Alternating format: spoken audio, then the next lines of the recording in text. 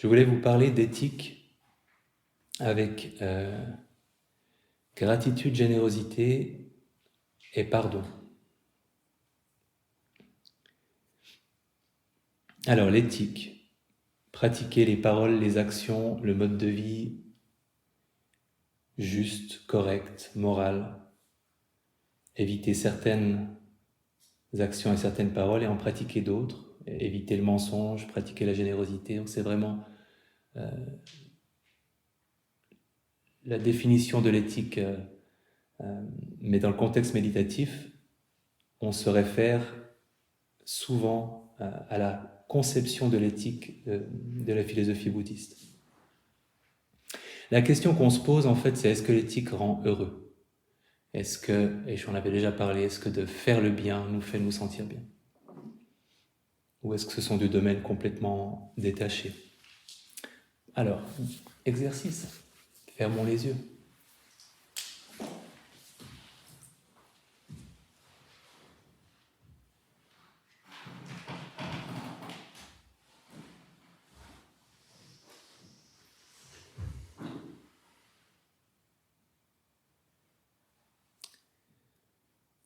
Et pensons à quelqu'un qui nous a fait du bien, qui a fait preuve de générosité, de gentillesse, d'écoute, quelqu'un qu'on aimerait remercier pour ce que cette personne nous a donné, nous a apporté.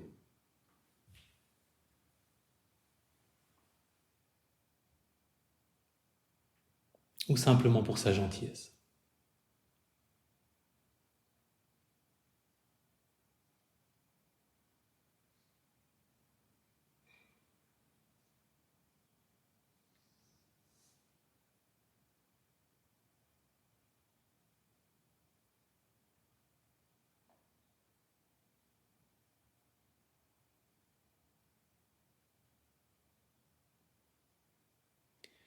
Et en lui adressant quelques-uns des remerciements qu'on pourrait lui adresser,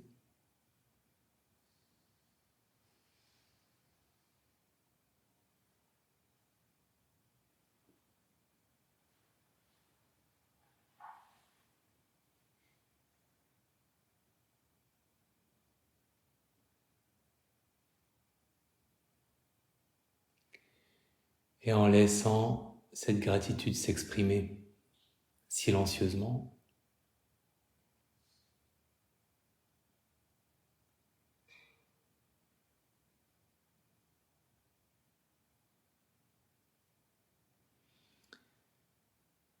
ok, en ouvrant les yeux, est-ce que c'est agréable? Qui trouve que c'est plutôt agréable?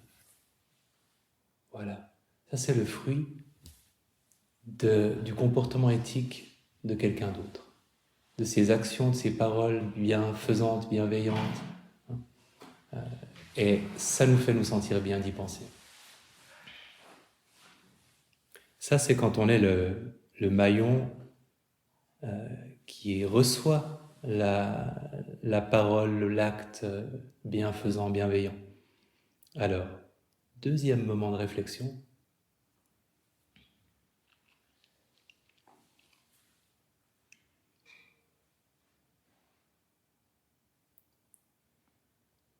En évoquant le souvenir d'un acte de générosité,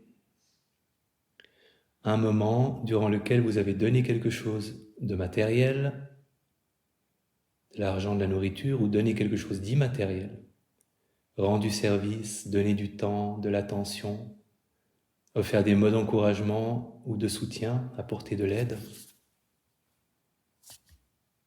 Que ce soit une personne proche ou moins proche, ça peut être un petit ou un très grand geste. Ça peut être quelque chose de très simple aussi.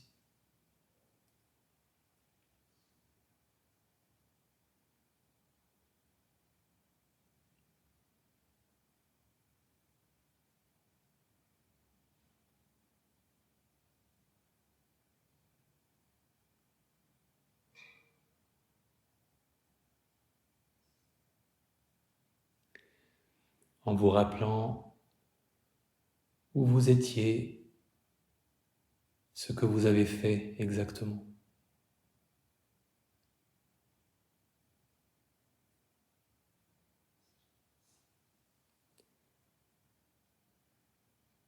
Vous imaginant en train de le faire.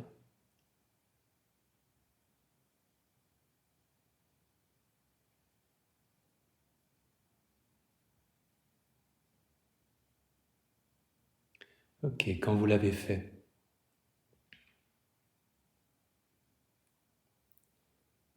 est-ce que, en évoquant ce souvenir, c'est neutre, subtilement agréable, agréable ou désagréable pour vous? Pour qui c'est ou agréable ou subtilement agréable? Ok, très large majorité. Désolé d'enfoncer les portes ouvertes, mais démonstration est faite. Recevoir bénéficier des actions, des paroles éthiques, bienveillantes de quelqu'un nous fait du bien, et nous-mêmes, en produire une nous fait du bien aussi. Donc, le comportement éthique, les actions généreuses, ça fait du bien. Ça fait du bien dans une chaîne. La personne qui le fait, la personne qui en bénéficie. J'avais prévu une longue pratique sur le remords, mais j'ai laissé tomber. Souvenez-vous d'un moment où vous avez vraiment foiré, mais vraiment foiré, grave. Votre comportement, non. Vous pouvez me croire sur parole, le résultat c'est qu'on se sent pas bien. Donc, démonstration est faite aussi par la négative. Les mauvaises actions nous font nous sentir mal. Ok. Là, un extrait, je ne sais pas pourquoi je l'ai gardé, celui-là, un extrait, je crois, de The Economist, sur les bienfaits de l'éthique, son lien avec le bonheur. Être éthique est souvent perçu comme le riz brun ou les choux de Bruxelles dans le monde des affaires. Digne est très bon pour vous, mais pas particulièrement agréable. Mais les nouvelles recherches de l'Université du Missouri font voler en éclats de telles idées. Selon la chercheuse, j'ai trouvé une corrélation entre la façon dont les gens répondent aux questions d'éthique et leur satisfaction de vie. En général, les gens qui pensent que ces scénarios éthiques particuliers ne sont pas acceptables ont aussi tendance à indiquer qu'ils sont plus satisfaits de leur vie. C'est-à-dire en contrôlant d'autres facteurs qui, comme l'ont montré les chercheurs, sont également corrélés avec le bonheur, y compris la richesse relative. Donc, si des gens sur les questionnaires ont une éthique plus marquée que d'autres, ils condamnent certains comportements qui ne leur paraissent pas éthiques, ils sont plus heureux que ceux qui ne le font pas. On sait aussi que la générosité active le circuit de la récompense de la même manière que si on gagnait de l'argent. J'espère que c'est mieux quand même. C'est peut-être le même circuit de la récompense, mais il y a des trucs en plus qui...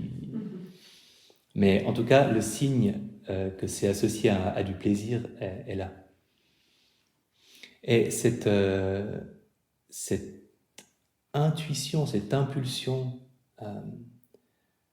aux actes éthiques est très ancienne dans notre développement. On sait, et c'est complètement adorable, il y a des expériences qui ont été faites sur des tout petits enfants, où le chercheur ou la chercheuse laissait tomber quelque chose, il avait plein de choses dans les mains, puis il laissait tomber un truc par terre, et vraiment de 2 ans encore en train de ramper pour certains.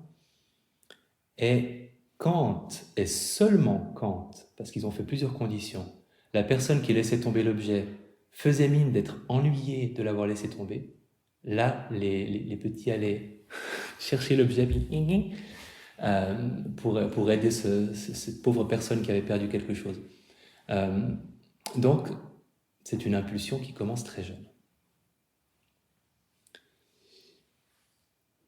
Ce n'est pas une idée nouvelle. Aristote, saint Thomas d'Aquin, Bouddha ont tous cette idée que faire le bien rend heureux. C'était très présent dans le bonheur des philosophes antiques, la vertu comme source de bonheur.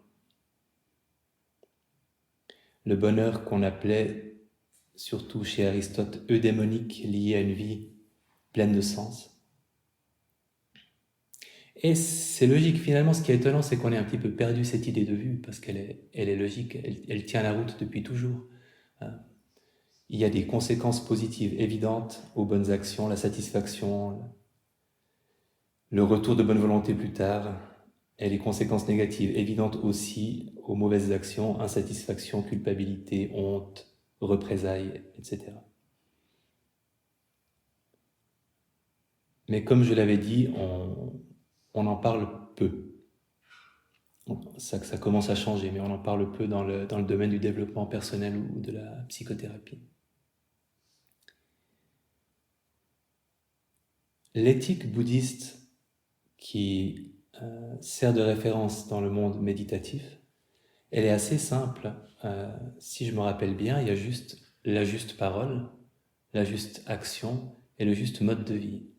Donc la juste parole, c'est dire la vérité, ne pas monter les gens les uns contre les autres, éviter les commérages, rechercher l'harmonie, ne pas être agressif, impoli, mais parler avec gentillesse, éviter de perdre son temps à parler de sujets sans importance. Ouais. La juste action, essentiellement, c'est ne pas tuer, ne pas voler, ne pas tromper. Et le juste mode de vie, ça consiste à éviter les postes de travail qui nous amènent à ne pas respecter les principes de juste parole et de juste action. Dans certains textes, ils mentionnent explicitement, par exemple, la vente d'armes, ou la chasse, ou le commerce d'animaux, etc. Donc, certaines activités qui ne seraient pas en adéquation avec cette éthique.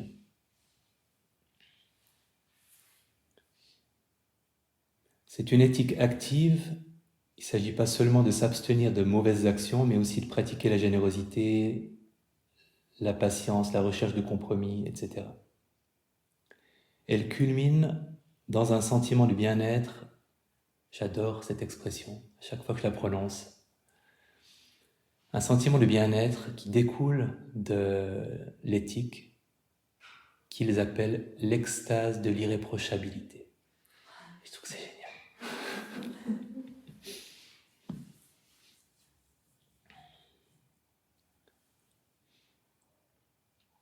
Là, on a exploré la chaîne de causalité bienveillante, bienfaisante, la générosité qui provoque de la gratitude qui inspire de la générosité, parce que ça aussi c'est montré que quand on vient de bénéficier de la générosité d'autrui, on est plus enclin à être généreux soi-même, et c'est facile. Les psychologues sociaux se sont amusés à faire ces expériences parce que c'est facile de les mettre en place.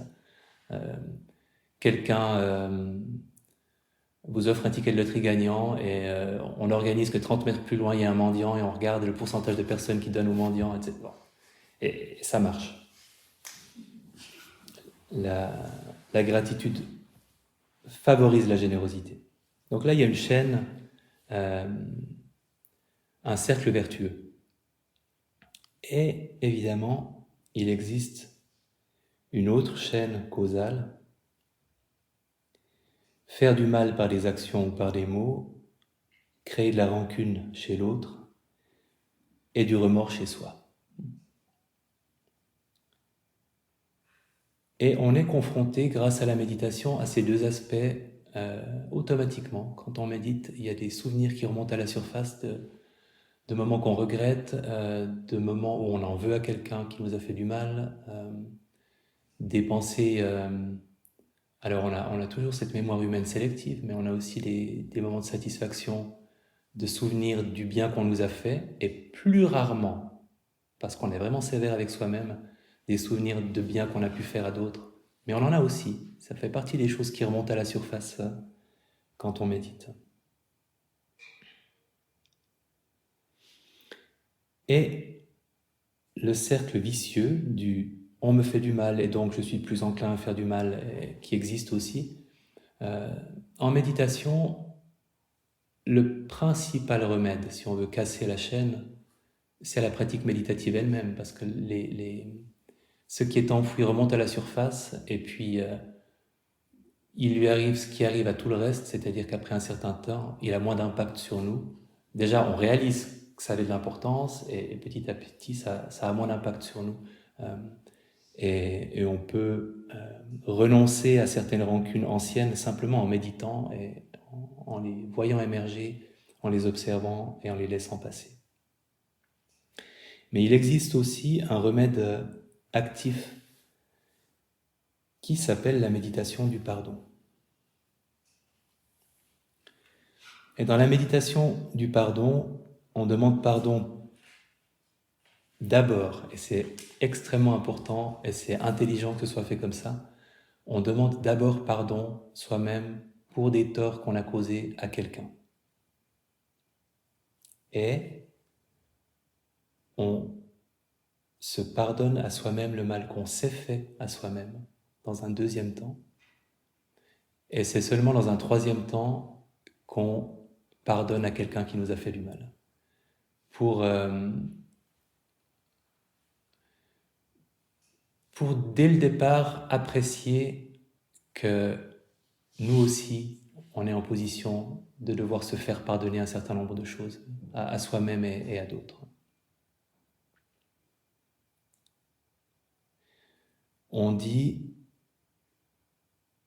que si un tort nous est causé le matin,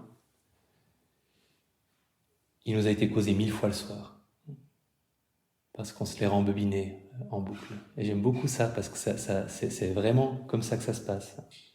Une personne nous a dit une chose le matin, et le soir, elle nous l'a dit 1000 fois. Et 999 fois sur 1000, c'est nous qui l'avons prononcé dans notre esprit. Donc, la rancune et les remords sont de très bons objets de rumination. On peut planifier la vengeance, on peut argumenter sur la gravité des faits, une espèce d'avocat procureur intérieur comme ça. Qu'est-ce que le pardon version pleine conscience? C'est comme la bienveillance, c'est moins un état qu'un processus. On est en train de pardonner. On pardonne pas forcément. C'est pas quelque chose qui a besoin d'être abouti. On se met en activité de pardonner, et quand la méditation se termine, peut-être qu'il n'en restera rien, ou peut-être qu'on aura le sentiment d'avoir un peu pardonné à soi-même, d'avoir un peu pardonné à autrui, mais c'est un processus, c'est pas on-off, c'est pas une décision qu'on prend, c'est comme pour la bienveillance, une phrase qu'on prononce qui nous rapproche, qui nous oriente dans une direction, qui est la direction du pardon, et c'est un chemin dans lequel on avance à notre rythme, avec plus ou moins de sincérité, plus ou moins de facilité. Ça ne nous engage à rien, à part essayer. Ce n'est jamais fait, donc la rancune peut se réveiller à tout moment. C'est un processus continu. On ne le fait pas, très important, on ne le fait pas pour lui faire ce plaisir. Je parle surtout de pardonner à quelqu'un qui nous a fait du mal, parce que c'est quand même le point culminant de la méditation. On ne le fait pas pour lui faire ce plaisir, on le fait pour se faire ce plaisir à nous-mêmes. C'est une méditation égoïste, avant d'être une méditation altruiste. Et c'est très important, parce que c'est un blocage, sinon, souvent. C'est pour nous qu'on le fait. La question n'est pas « est-ce que cette personne mérite que je lui pardonne ?» c'est « est-ce que je mérite que je lui pardonne ?»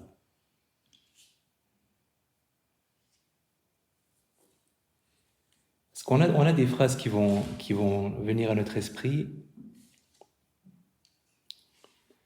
Pardonner, ce serait un peu facile pour lui. Facile de quoi? Qu'on arrête d'y penser, qu'on arrête d'en souffrir nous-mêmes. Dans notre fort intérieur, dans la méditation, la personne qui nous a causé du tort n'est pas là. La seule personne qui souffre, c'est nous. Ça n'a pas de sens, ce raisonnement. Mais cette idée, si j'arrête d'y penser et d'en vouloir à cette personne, ce serait un peu trop facile pour elle, qu'elle s'en sorte comme ça. C'est absurde, mais c'est un raisonnement qu'on a tous eu, peut-être inconsciemment par moment. important que ça n'implique pas de changer de relation avec qui que ce soit autrement qu'intérieurement. Donc on peut faire un processus de pardon vis-à-vis d'une personne qui nous a blessés, mais on n'est pas obligé de lui dire « je t'ai pardonné ». On n'est pas obligé de se réconcilier avec elle. On n'est pas obligé de les inviter à dîner, de les mettre sur notre testament. En fait, ça n'engage que nous. Et c'est ça qui est intéressant. Si ça débouche sur les changements relationnels, ok, c'est une possibilité. Mais si ça ne débouche que sur un changement intérieur où on se sent soulagé de quelque chose qui nous pesait, et que la relation avec la personne ne change pas, et qu'officiellement on ne lui a pas pardonné, c'est très bien aussi. C'est deux choses qui peuvent rester séparées. Ou pas.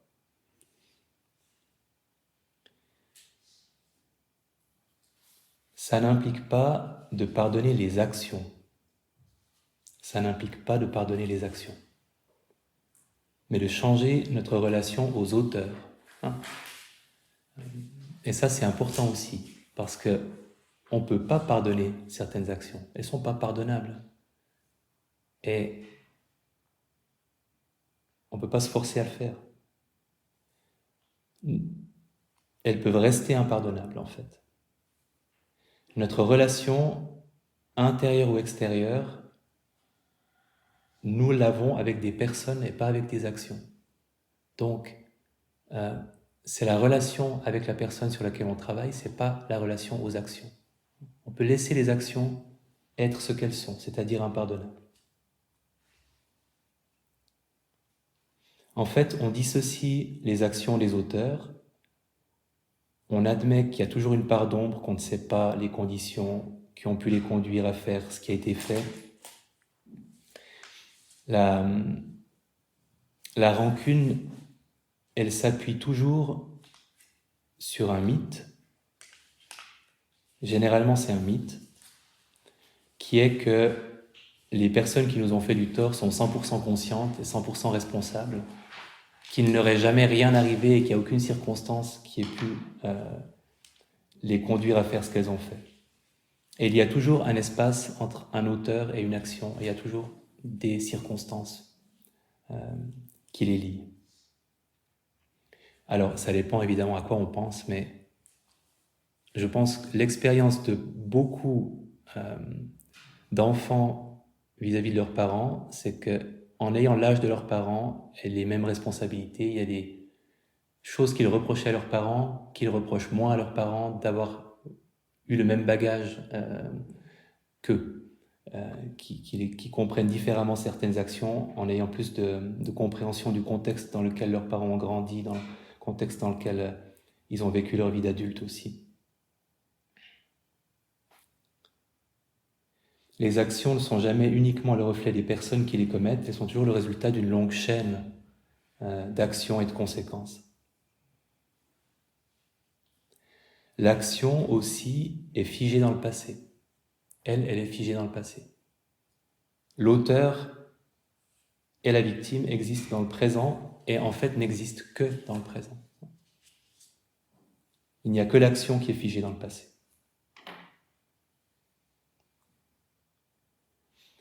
La rancune ne permet pas de changer les actions passées parce que rien ne permet de les changer. Une phrase que j'aime bien par rapport à ça: abandonner tout espoir d'un passé meilleur. Et c'est génial parce que c'est un vrai problème en même temps, mais c'est exactement ce qu'on doit faire.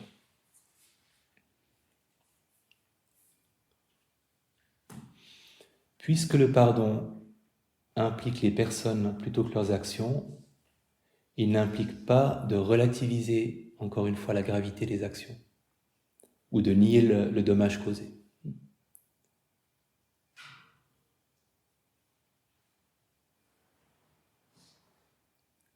Je le redis parce que c'est important. J'ai envie de le redire pour moi. Puisque le pardon implique les personnes plutôt que leurs actions, il n'implique pas de relativiser la gravité des actions ni de nier le dommage causé. Ça, c'est une source de blocage aussi très très fréquente. quand on aimerait se lancer dans cette direction-là, dans la direction du pardon, de se dire que c'est comme si on allait relativiser à la gravité à la fois de ce qui a été fait et à la fois de notre souffrance, hein. Comme si c'était oui, relativiser la gravité de ce qui s'est passé et de ce que ça nous a fait. Et c'est pas le cas. On peut reconnaître la gravité des actions, la gravité de leurs conséquences, et s'engager dans une démarche de pardon.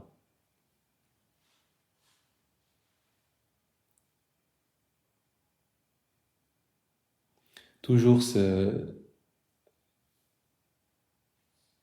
cette distorsion qui nous fait penser que tant que la rancune est présente en nous, par une espèce de raisonnement magique, la personne responsable pourrait se sentir coupable, ou continuer de se sentir coupable, et que le jour où elle sent qu'on pardonne, elle pensera que ce qu'elle a fait en fait n'était pas si grave que ça. Et que le mal deviendrait bénin à partir du moment où on pouvait pardonner. Alléger la rancune en soi ne change rien à la gravité des actions. C'est deux choses différentes. Et encore une fois, on n'est pas obligé de dire à qui que ce soit qu'on lui pardonne. Ça peut rester une démarche complètement intérieure, et c'est parfois mieux que ça le reste aussi longtemps qu'on n'a pas envie de faire autre chose. Ça reste quelque chose dans la sécurité de notre bulle méditative.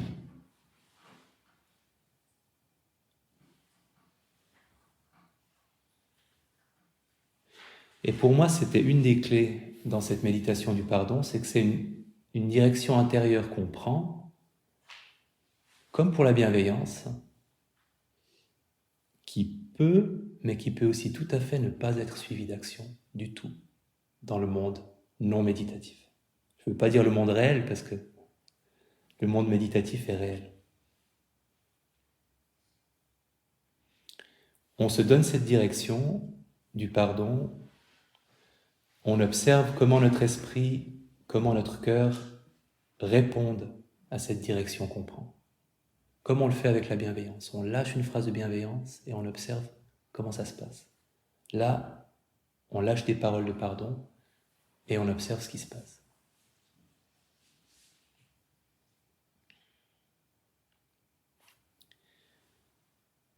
Il y a 3 étapes donc. Demander pardon pour le tort qu'on a causé à quelqu'un. Donc on ne choisit pas du tout la même personne que celle qu'on aimerait pardonner par la suite. Ça peut être tout à fait différent. On reconnaît juste qu'il nous est arrivé de causer du tort à quelqu'un et on demande pardon à cette personne-là. On se pardonne, c'est déjà un gros morceau, pour le tort qu'on s'est causé à soi-même. Et finalement, on pardonne à quelqu'un d'autre. Comme pour la bienveillance, on peut prendre la direction du pardon et l'émotion peut suivre ou pas suivre du tout. Et comme pour la bienveillance, c'est pas grave si elle ne suit pas. C'est l'intention qui compte. En exprimant le pardon, une phrase de pardon, on peut ressentir le pardon, on peut ne rien ressentir du tout, ou on peut ressentir une rage meurtrière. Et c'est ok. On prend la direction, on prend ce cap du pardon et on ressent une rage meurtrière. C'est comme quand on prend la direction de la bienveillance avec quelqu'un et qu'on ressent une rage meurtrière. On garde le cap des mots et on laisse les émotions vivre leur vie d'émotion. Elles n'ont pas besoin d'être en accord avec ce qu'on dit tout le temps.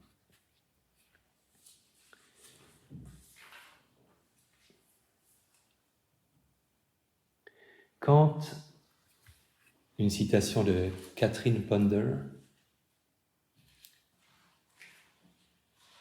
quand vous éprouvez de la rancune pour quelqu'un, vous êtes lié à cette personne par un lien émotionnel qui est plus solide que l'acier. quand vous éprouvez de la rancune pour quelqu'un, vous êtes lié à cette personne par un lien émotionnel qui est plus solide que l'acier. Le pardon est le seul moyen de dissoudre ce lien et de vous libérer. Je trouve que c'est une très très très jolie citation.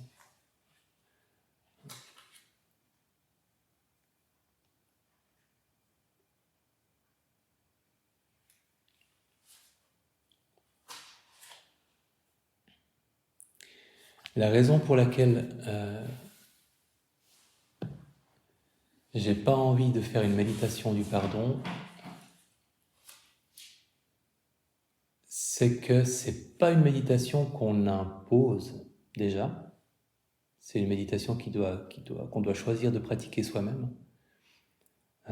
Et puis, c'en est une qui nécessite qu'on puisse parler ou poser des questions, échanger. Et là, les deux conditions ne sont pas du tout réunies. Ce serait une imposition par une contrainte qui ne serait pas forcément bienvenue et on n'aurait pas l'occasion d'en parler ensemble. Je peux organiser un jour ou l'autre une soirée consacrée au pardon et à ce moment-là, les personnes qui ont une folle envie de pardonner viennent, elles sont consentantes et on pardonne ensemble et on en parle. Je peux vous donner une idée, par contre, si vous voulez, des phrases qu'on utilise ou des mots qui sont utilisés dans cette méditation-là. Parce que alors évidemment, il y a les formes traditionnelles, mais dans les formes modernes, on ajoute des petits mots qui facilitent un peu le travail, je trouve.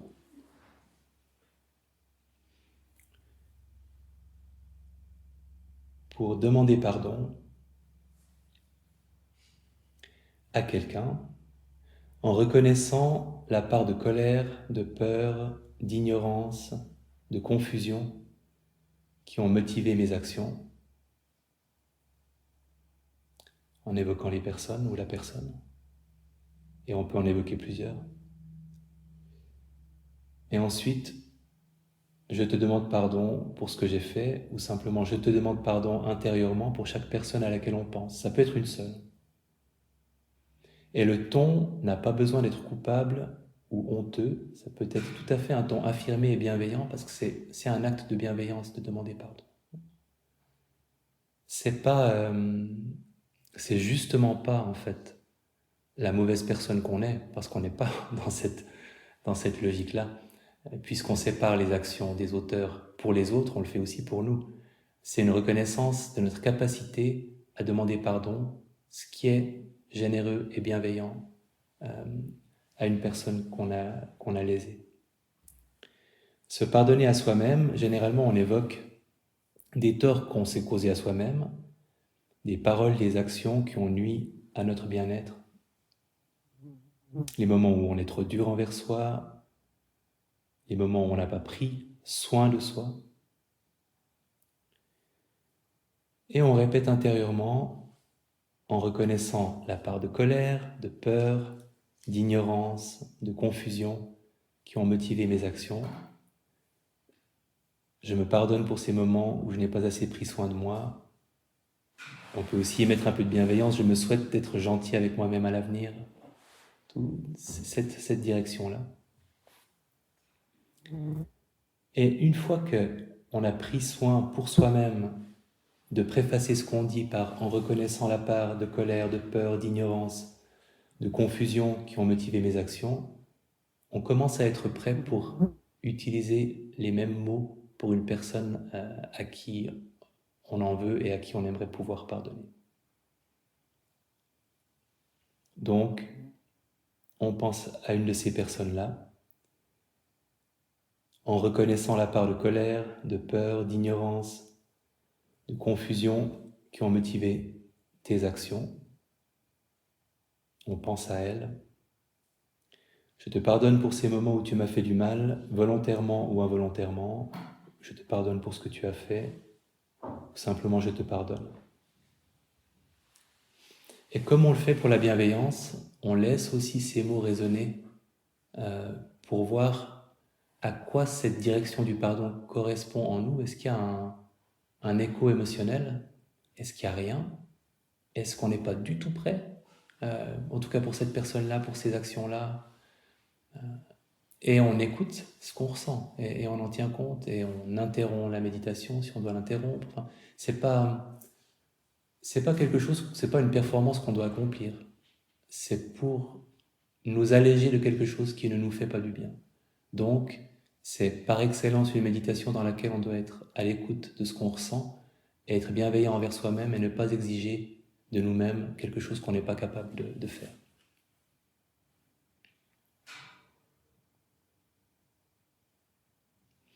Et et on peut s'entraîner avec, pas prendre les gros tout de suite, prendre les petits poissons d'abord.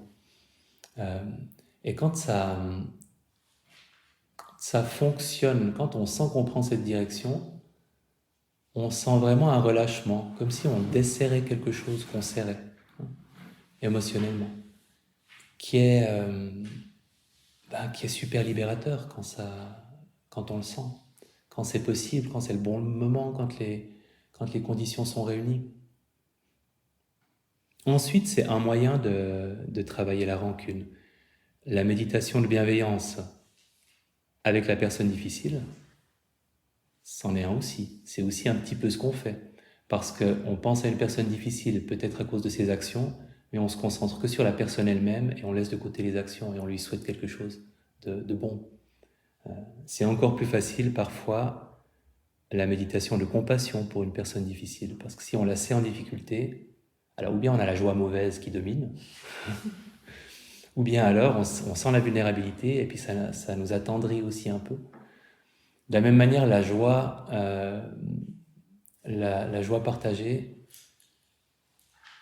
c'est plus facile de se réjouir du bonheur de quelqu'un qu'on n'aime pas parfois que de lui envoyer de la bienveillance, simplement. Donc c'est pas la seule voie, c'est la plus explicite. On affirme vraiment ce qu'on aimerait être capable de faire.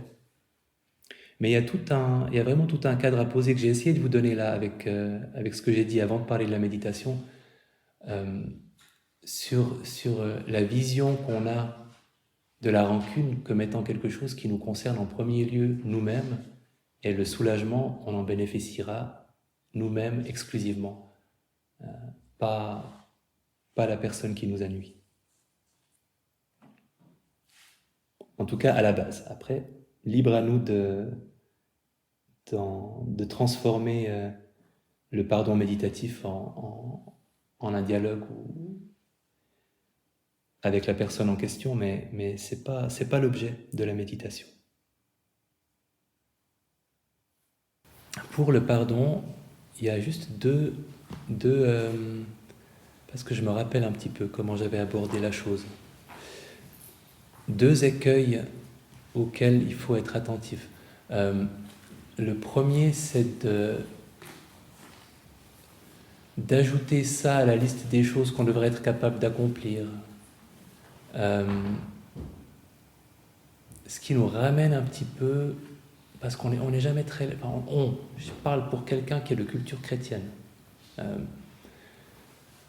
On n'est jamais très loin de cet impératif de « il faut pardonner », qui est un truc horrible quand il est imposé, voire destructeur. Et en fait, il faut pas... C'est un peu comme pour la vision de l'éthique en général dans la perspective méditative, où on le voit comme un moyen d'être heureux, pas comme un moyen d'être un bon citoyen ou un bon chrétien, ou voilà, juste une façon... Il se trouve que pour être heureux, respecter les autres, ça aide beaucoup. Et là, c'est un peu la même chose. C'est pas un truc qu'il faut qu'on fasse, qu'il faut qu'on soit capable de faire. C'est une option qu'on a si on a le sentiment que la rancune nous pèse et que ça pourrait alléger le fardeau de la rancune pour nous, si on a l'impression de souffrir nous-mêmes de la rancune qu'on porte. C'est pas une nécessité morale, un impératif, ni même une performance méditative, si on veut prendre un autre angle qu'il nous faudrait être capable d'accomplir. C'est pas du tout ça. C'est complètement un choix qu'on prend quand on pense que ça se mettra au service de notre bien-être psychologique. Et la motivation doit absolument être égoïste. C'est important. L'autre chose, c'est que si on trouve l'idée intéressante, comme pour la méditation de bienveillance avec les personnes difficiles, tout le monde, quand on parle de cette méditation, en tout cas c'était mon cas, pense aux big ones ou aux big ones. Et comme d'hab, il ne faut pas commencer par les big ones, parce que ça va être la catastrophe. Il faut déjà se demander si en prenant des gens qui nous ont fait du mal, mais avec qui on n'a pas une relation, proche, voilà, des gens qui nous ont fait du mal dans des circonstances précises, avec lesquels on n'a pas eu de longue relation, etc., qui n'ont pas la même intensité relationnelle que les big ones. Commencer par cela et voir si ça marche. Et comme dans la méditation de bienveillance, si ça marche avec les petits poissons et que ça nous fait du bien et qu'on a l'impression que ça nous fait avancer, alors on peut commencer à envisager à un moment ou à un autre d'introduire un gros poisson.